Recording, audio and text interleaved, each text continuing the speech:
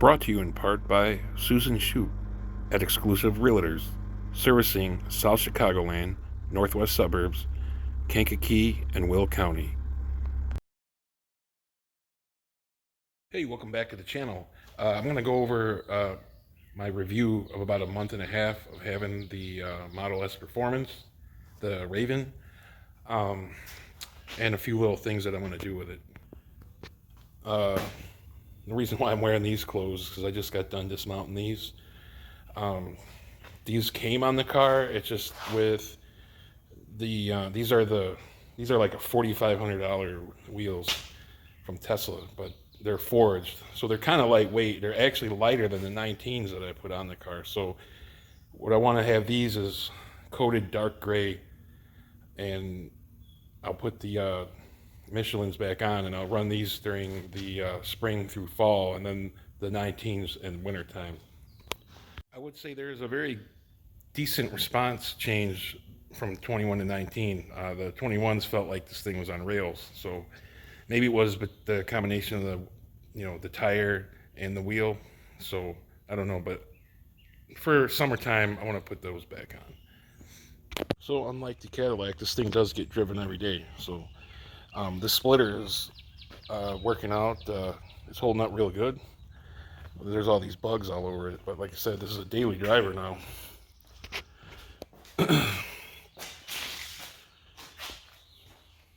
All the trim is blacked out, and we got this raised rear spoiler here. So in my last video, I added the drilled and slotted rotors from Power Stop. They are smooth as glass. I'm really liking that. So far with this car, I have just been charging it at work. I have done a few tests here at the house just to make sure that this charge point is working. I normally use it for my wife's car, but I can use it too. I have this charge point charger.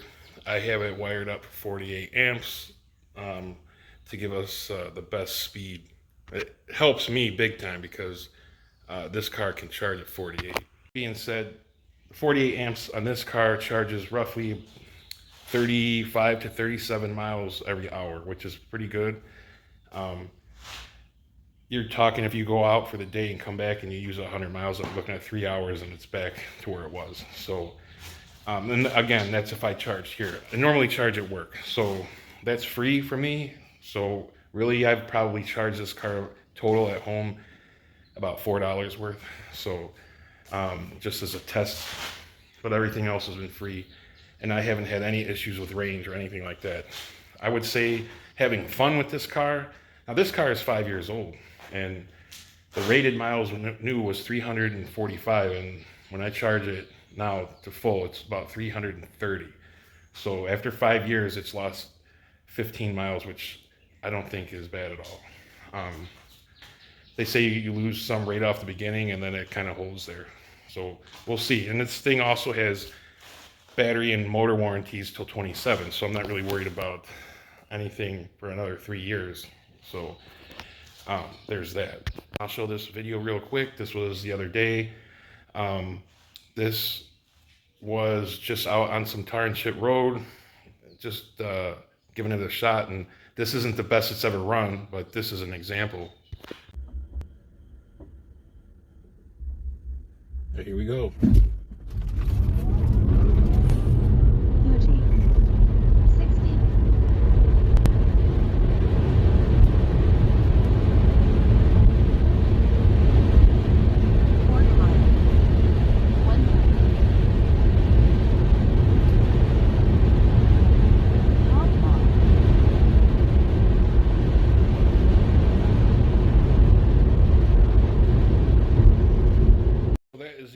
That I have recorded, but I did slightly tap the brake pedal when I took off, so it gave it a slight delay.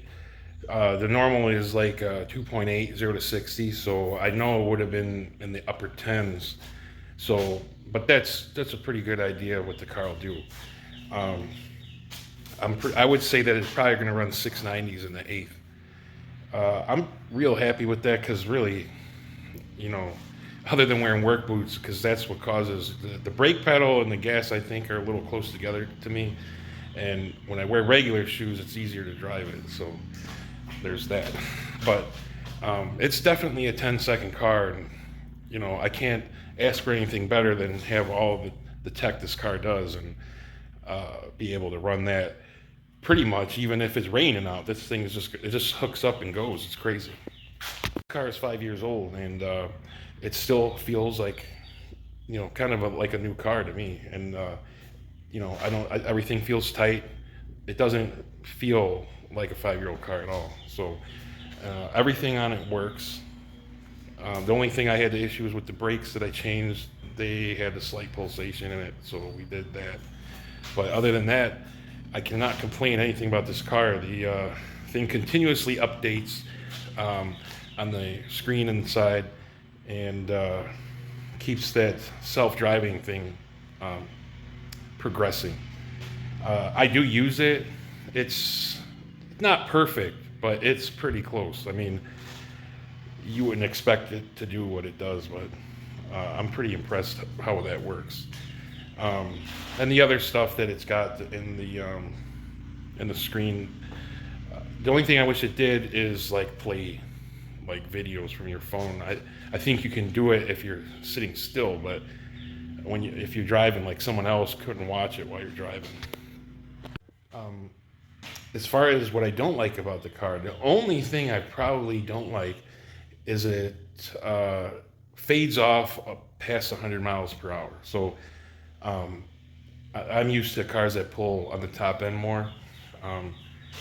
This one makes up for it all up front, which on the street, I mean, really, that's all you need. By the time you get up to that speed, you're going well above any kind of speed limit anyway, and you're already gone. So there's that. But just for the excitement itself, I just wish it had more, a little bit up top, which probably in another year or so, I'll probably get the Plaid, just because it's got it at the low end and the top end all over the place. But I'm by no means saying that I don't like this car. It's just that I wish if it had that, it would be perfect. I mean, I wouldn't even care if it is as fast as it is in the 8th mile and then it just kept it going for the other half. It doesn't even have to be like the Plaid does, you know, but hey, if that's what it's going to be, that's what it's going to be. As far as comfort, it's super comfortable to drive. I like the fact that you can raise and lower the suspension. And I actually have some lowering links that I'm going to put on here so I could drop it maybe another inch. And then so when it's in medium, it'll be sitting where it does in low now. And then so it'll just be one step lower. And that's about it. There's really nothing else. Me talking about the top end, if you don't or have never had a car that's as fast as I've had on my other cars, you probably wouldn't even say what I just said. You would be totally fine with this car, and you know what? For $40,000, it is an awesome car, I'd say.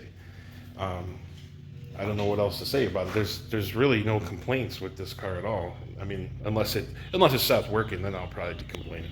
So one other thing that I want to do here is this top since it's all glass, I have a big shade coming to put up in there. Now where someone would like that sun coming through in the summer or in the winter, because I did notice when it's cold out, that glass helps warm up the cab without running the heater. In the summer, it's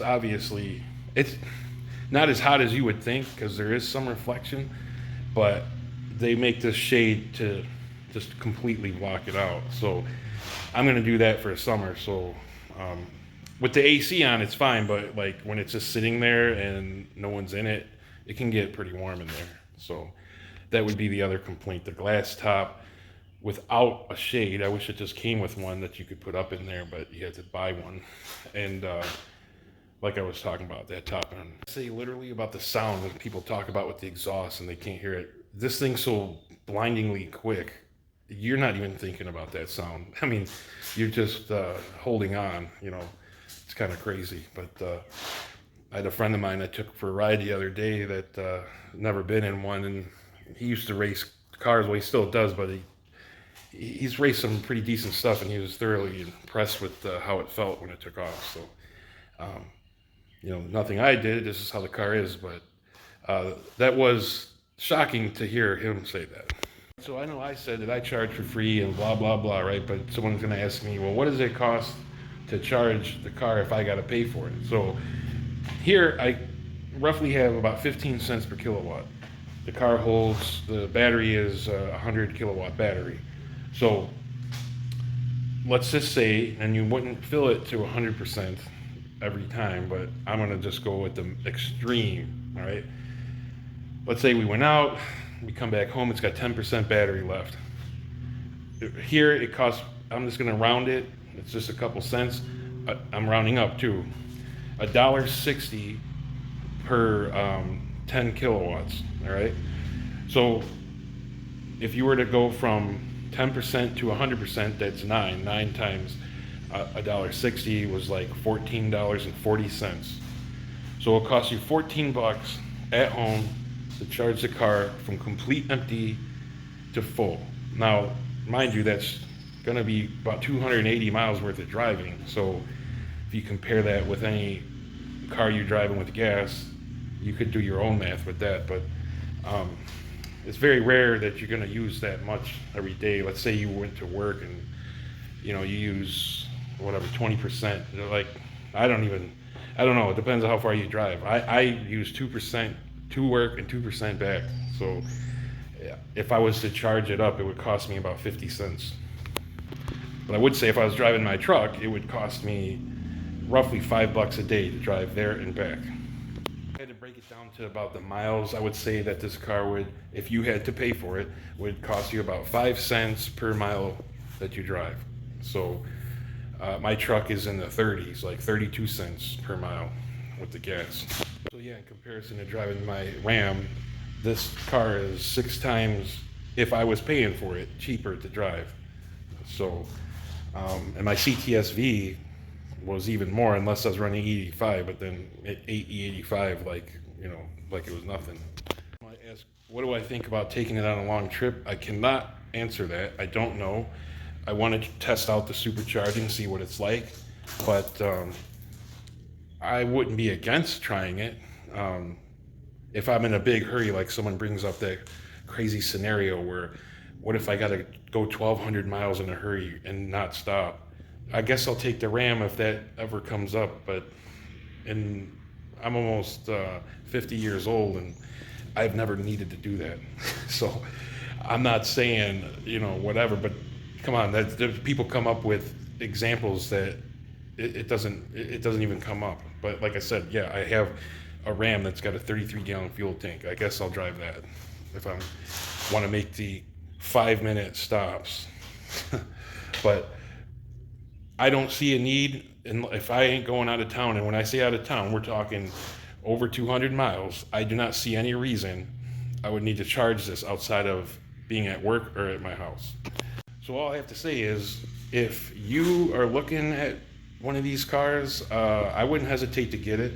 I would get the newest one you can afford. That way, if you were worried about the battery or the motors, it still has some warranty left. I mean, this, like I said, this one's good till 27. You know what? People have seen these videos, the cars come and go. I might not even have this by then, so who cares? So down the road, if I keep it, well, I don't know. Worry about that when it comes up. I'm not really worried about it. I got other vehicles to drive if something happened. So I wouldn't hesitate to get it with the warranty and you can get extended warranties on the car too. So there's also that. But that's all I got for a review on this car. I'll be doing some other things with it, but for a different day. So please like and subscribe, and we will catch you on the next one.